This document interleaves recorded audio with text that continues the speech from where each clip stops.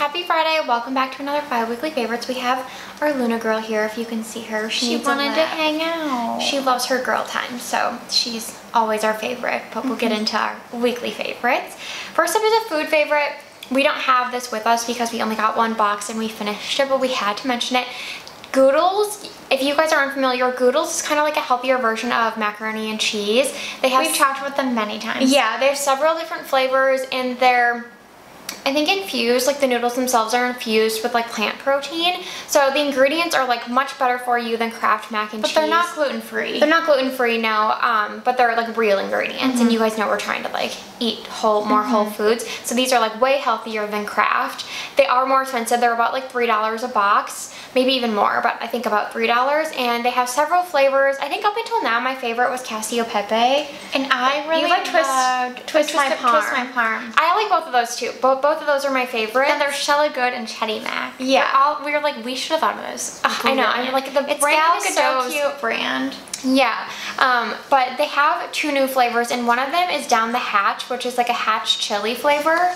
It was incredible. It's the best flavor. It's like the perfect amount of spice, but you definitely still get spicy. Yeah, but you definitely still get that cheesiness. So I feel like it balances it out. Like a queso mac and cheese. Yeah, incredible. We'll link it below, but we get them at Target. We another one at Target yesterday. I know we should have, but we have two on two that we haven't eaten yet. So we'll have to eat those and then get more Down the Hatch. But we had to recommend it. You can get them at Target. Okay, speaking of Target, I have a new bikini find. So I've been wanting a new swimsuit for a while, but like didn't want to spend a lot of money, and I don't know, I couldn't find any that I liked. Like we used to buy from Aerie all the time.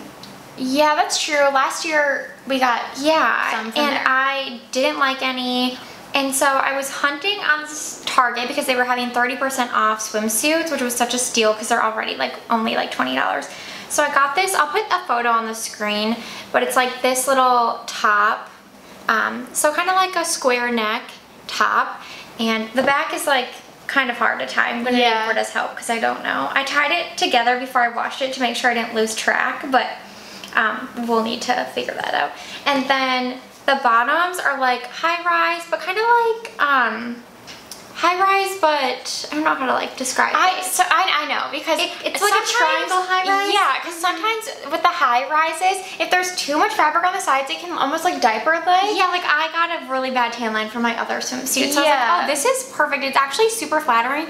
And besides the color, I actually really love this color. It comes in purple, green, and blue, but I, for some reason, was drawn to the purple. I don't know. I didn't love the blue color. Usually I would get blue. I was drawn to the purple. I really love the color, but the fabric is so thick. I saw a lot of comments saying that like the fabric was so reminiscent of more expensive bikinis that they own, and I know exactly what they're talking about, like those brands that have this sort of like, I don't know what this material is, but I don't own any expensive bikinis, but I can imagine that this is just as nice as those, and literally at the end of it, I got them for like under $30 for the whole set, which is so nuts. So I don't think the sale is going on anymore, but I definitely want to link it down below if you're in if you need a new bikini. Well, and you said it runs big, right? Oh yes, it runs really big. I ended up being an extra small in both, and usually we're like a size larger on the bottom and a size smaller on the top. And I had even ordered an XX small on the top to try on because people said it ran so big, but I ended up being an extra small, and normally it would not be an extra small. I would be a small, so a smaller medium in the bottoms for some brands. So, but mostly small. So I'd say one size down. Okay, and then my makeup favorite this week is a State of Kate recommendation, our friend Kate here on YouTube. She talked about this AF94 Give 'Em Lip High Shine Lip Gloss. I'm wearing it today, and it was under $8 on Walmart, and I place Walmart orders pretty often now, just for like body lotions, things like that, because they're a little bit cheaper than Target. So I threw it into my last order, and I love this. It's a really thick, cushiony gloss. It is a little bit sticky, but it definitely still has some emollients to it, and I think that it is the shiniest lip gloss I own. I used to not be a lip gloss person. I don't think I can say that anymore because we really love the Kosas or lip oil that we got. And I really like that NYX Fat Oil that I've been wearing. So I like the Clinique gloss. Yeah, so and the Victoria Beckham glosses are still my favorite. I'm also wearing a Victoria Beckham lipstick today, and I'm like, they have the best lip lipstick. Yeah. So I do think that I am becoming more like leaning more towards a lip gloss, lip oil person. Still, lipstick is always my favorite. I'm getting on a tangent now. But I picked this up because she like raved about it, and I see where the hype is at, because for the price, I feel like it performs definitely more like a high-end formula. I think some drugstore formulas can tend to be like a little bit too slippy, too emollient, and they bleed, and that's my pet peeve with like lip oils, lip glosses. I hate when they bleed outside your lip lines, because then it becomes like uncomfortable and they're messy, and then you just get like that like shadow of like color outside of your lip line. It's not cute. And this one doesn't bleed at all. It's so thick and cushiony that it stays where you put it, and I like that it's clear because I can just add it. Like today I added it over a lip liner and a lipstick, and it just like amplifies the lip combo that I would have already worn and makes it super glossy and like juicy. So highly recommend. There is no scent, and usually, you know, I'm like a fragrance free person, but I would have liked some sort of like maybe a vanilla scent, something, because I don't know, it's like pleasant when you put something on your lips that has like a vanilla scent, in my opinion. I used this morning, so sorry that there's like hair in it, but we both have the Knot Doctor by Conair. We've had it for a while now, and Britta found out that there was a new or I don't even know if it's new, but an attachment we don't have. Yeah, so this is so cheap. It's cheaper than the Revlon. I think you can get it for like $30. And we prefer it to the Revlon. Yeah, because it doesn't get as hot, and you can buy attachments for it, which is amazing. So we both bought the 1.5-inch barrel. It's their medium. Yes, the medium barrel. And I stopped using this for a while because I still felt like it was too hot for my hair and was kind of damaging. But I feel like with this attachment, for some reason, it doesn't get too hot. And my hair, like, it never gets too hot. I use it today to create sort of like a little bit of like curl on the end, and this is fantastic. I love this now. Like, now I'll be using this all the time. Yeah. It's such a good attachment. Well, I want to mention that I got it because one of the things that I don't, so how I use the Knot Doctor in general, like I will try to air dry my hair most of the way, then I'll rough dry with a blow dryer just to mainly get like the roots, and then I'll go in with the Knot Doctor just to like smooth everything out because it has like the round brush and the heat.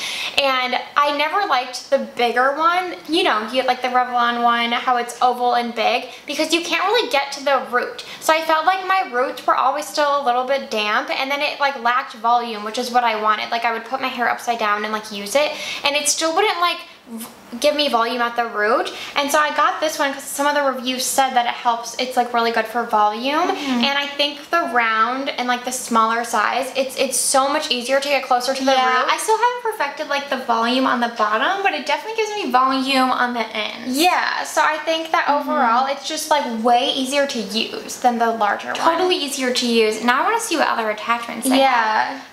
We can do a tutorial on this if you want. I asked Carly to show me how she does her ends because I couldn't figure it out. I just did my Velcro rollers. I'll do one, but you basically like, you know, and then you just sort of like twist and then pull down, and then that'll like create a curl. So I think I need a slower tutorial, so maybe you can film yourself. Yeah, but yeah, maybe I'll make a video on this. Yeah, but it's so cheap. I feel like we're in this new era where everything is cheap, and we're like not spending a lot of money, but we're finding affordable products that are like really good quality. Yeah, because we never want to sacrifice quality. Yeah, no. But I will spend money on quality. Yeah. But it's like the best when you find something that you're like, why? I mean, don't get me wrong. If I could afford the Dyson, I would probably buy it. Well, I still might like treat myself to the Shark come the next Sephora sale. The Shark. Yeah, or that. But this is like such a good like quote unquote dupe. Like we said, we like it more than the Revlon, and it's so nice that you can buy attachments. Yeah, totally. Okay, and then last up is a podcast favorite. This one's pretty niche, so I don't know if you guys will care about it, but I just wanted to mention it. It is called Female Founder World. So with Jasmine Garnsworthy, Female Founder World, I think we started following them on Instagram, and they're a really great resource if you're a female founder. They have this like running spreadsheet where they put all these like grant and accelerator programs and like the deadlines for them. It has like a bunch of information, so you can just go to that spreadsheet and like have the links to apply. So love that. They send out a newsletter every week with like really great resources of like happenings in the like VC world, all of that. And so I had just found them to be so helpful and I wanted to like support them further. So I started listening to the podcast and I really love the host, Jasmine. I think she's the one that's oh my gosh, excuse me. I think she's the one that started the company, and she has really great guests on there. Like this week she had Lo Bosworth, who started Love Wellness, that supplement brand that's at Target. And then I listened to the one with Stephanie Liu, who founded Self-Made, which is like a body care, skincare brand. So she has really great guests, and I think that she asks them like really good questions. She kind of like dives right in. She doesn't like dilly-dally, if you know what I mean, if you've ever listened to a podcast with interviewers. So yeah, I really have been enjoying it. If you just like entrepreneurial stories and like to be inspired, I think you would like it. Like if you like How I Built This or Second Life, I think you would like this because there are a lot of interviews with female founders. Okay, and that's it for our weekly favorites. We hope you guys had a good week, and we'll see you next week.